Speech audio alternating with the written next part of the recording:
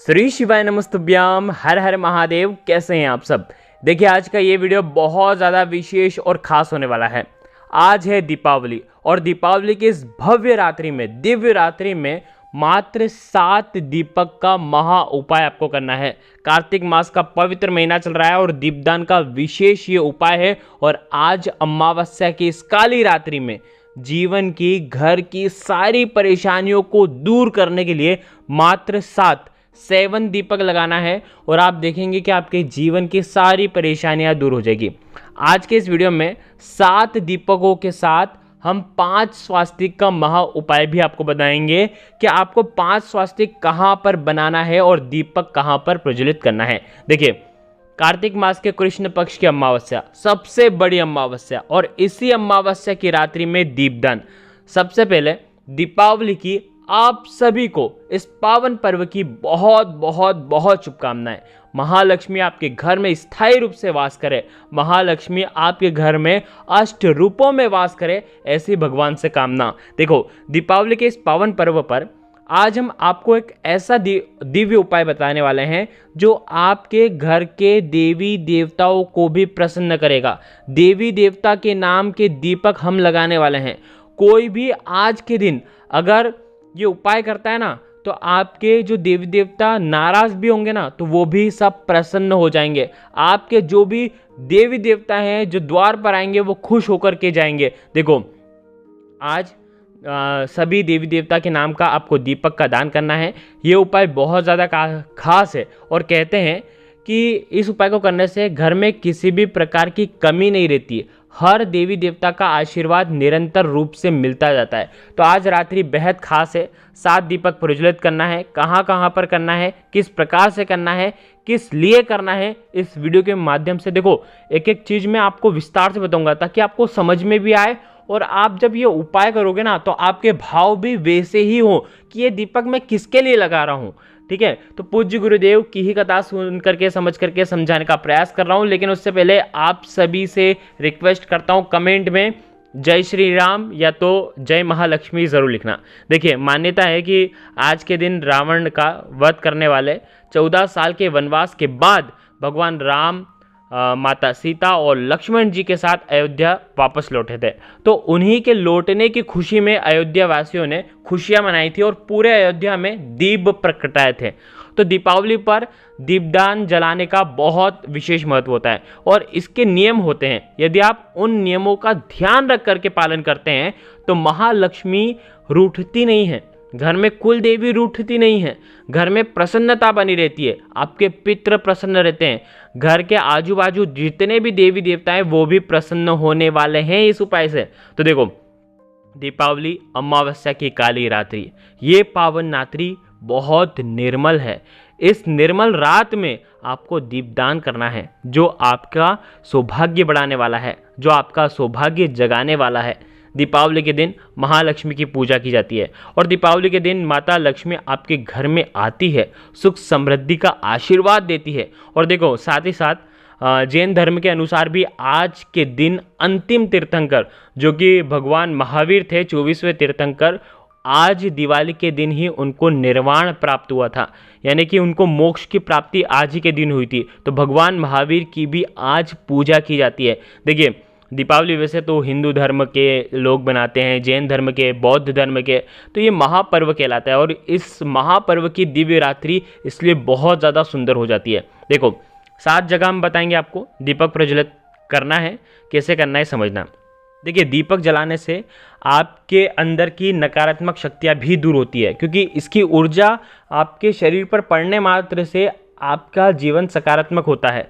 परम मंगलकारी होता है दीपक, परम सुख को देने वाला होता है दीपक, जीवन के अंधकार को दूर करने वाला, अंधकार को दूर करने वाला ही पर्व होता है महापर्व दीपावली। देखो, सबसे पहले बता दें कहाँ कहाँ पर दीपक जलाना है, उसके पहले 5 स्वास्तिक कहाँ कहाँ पर बनाना है। देखो, दीपक जलाने से पहले शाम के समय सूर्यास्त के बाद आपको ये उपाय करना है।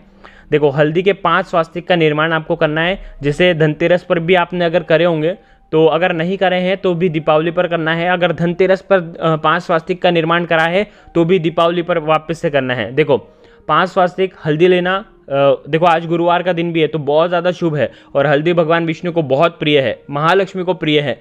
हल्दी लेना, हल्दी के अंदर थोड़ा सा जल मिला देना, साथ में थोड़े से अक्षत यानी कि चावल के दाने लेना। देखो सबसे पहले आपको आपके घर के मुख्य द्वार पर आना है और आजू बाजू दोनों साइड आपको स्वास्तिक बनाना है। ठीक है, पहला स्वास्तिक आपने आजू बाजू बना लिया मुख्य द्वार पर। देखो अगर आजू बाजू कोई जगह नहीं है तो आप घर के मुख्य द्वार के एंट्रेंस के ऊपर भी स्वास्तिक का निर्माण कर सकते हैं। सीधे हाथ की चीटी उंगली के पास वाली उंगली है अनामिका उंगली, अनामिका उंगली से आपको स्वास्तिक का निर्माण करना है। पहला स्वास्तिक आपने वहां पर बना लिया। ठीक है, दूसरा जो स्वास्तिक है आपको आपके घर में बनाना है, मंदिर में, घर के मंदिर जहां पर भी है वहां पर आपको बनाना है। तीसरा स्वास्तिक आपको रसोई घर में बनाना है। चौथा स्वास्तिक आपको तुलसी जी के वहां पर बनाना है, और पांचवा स्वास्तिक आपको बनाना है धन रखने वाले स्थान पर। और आज के दिन जो भी ये स्वास्तिक ध्यान पूर्वक बनाता है, महालक्ष्मी की प्राप्ति हो, ऐसी महालक्ष्मी घर में आए उनके खुशियों के लिए बनाता है, तो उसके ये जो स्वास्तिक हैं वो सार्थक होते हैं। देखो स्वास्तिक में सीधी सीधी लाइन आपको बनानी है, टेढ़ी मेढ़ी लाइन आपको नहीं खींचनी है। स्वास्तिक माता लक्ष्मी की शक्तियों को खींचने का काम करता है। जो ओरा है वो देवीमय है, और इस देवीमय ओरा के अंदर अगर आप स्वास्तिक का निर्माण करते हैं ना तो देविक शक्ति खींची चली आती है।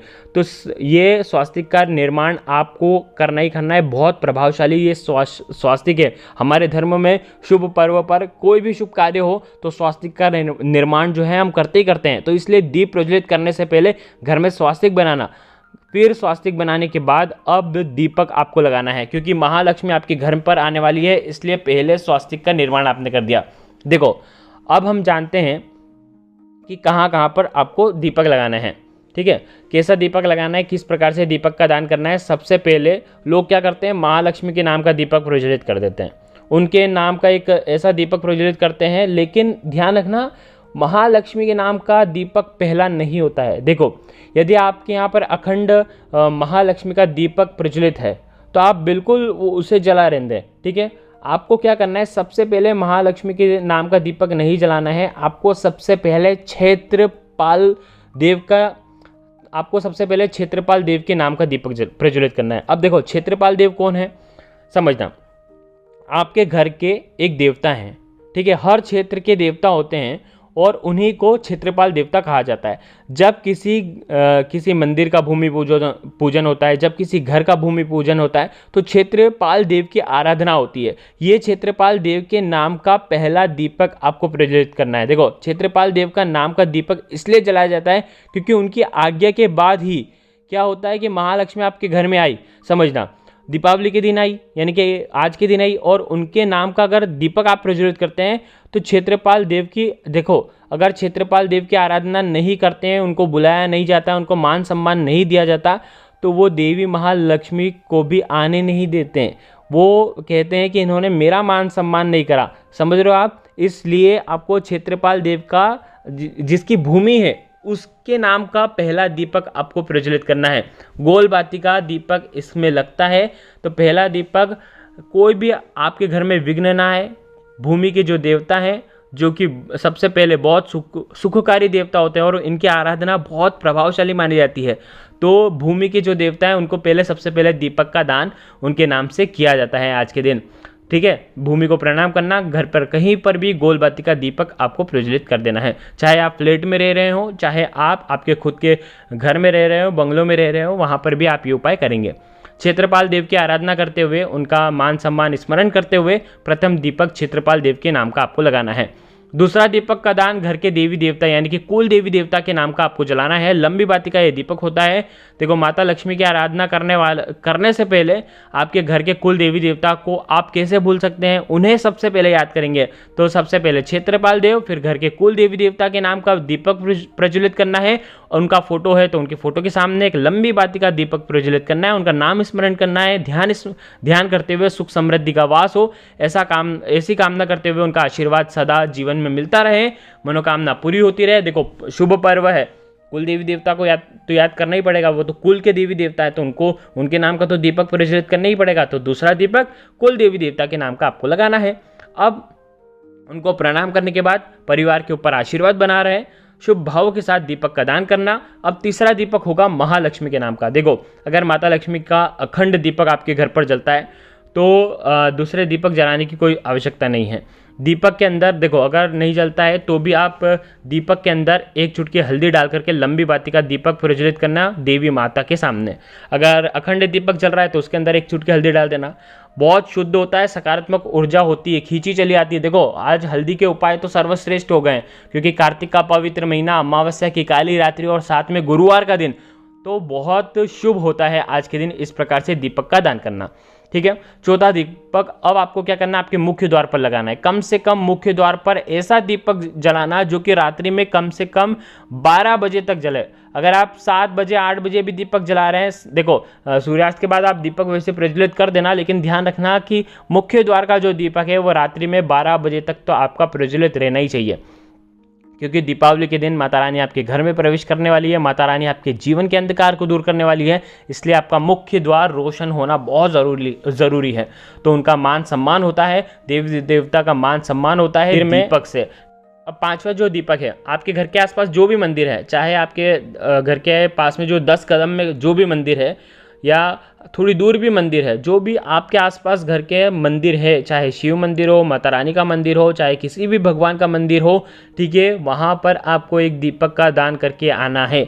एक दीपक का दान कहा जाता है कि आसपास के देवी देवता का भी मान सम्मान करना बहुत ज़रूरी है, उन्हें प्रसन्न करना बहुत ज़रूरी है, क्योंकि वो आपके क्षेत्र के भगवान हैं। जो देवी देवता हमारी रक्षा करते हैं, हम कभी भी कहीं भी जाते हैं ना तो वो हमारी रक्षा करते हैं। छोटे छोटे उपाय हैं, प्रयोग हैं, समझने वाली चीज़ है, इसलिए समझाने का भी प्रयास कर रहा हूँ, एक एक चीज़ डीप में बता रहा हूँ ताकि आपको समझ में आए, आप भावपूर्वक ये दीपक का दान करें। देखो अगर कह दिया कि यहाँ पर दीपक लगाना है, आप लगा करके आ जाओगे, लेकिन भाव ही नहीं रहेंगे दीपक में, तो फिर क्या मतलब। आपके मन में आपको पता चलना चाहिए कि ये दीपक किस लिए लगा रहा हूँ, इसलिए आपको एक एक चीज़ समझाने का प्रयास करता हूँ। और अच्छी बात है, ये समझना चाहिए आपको।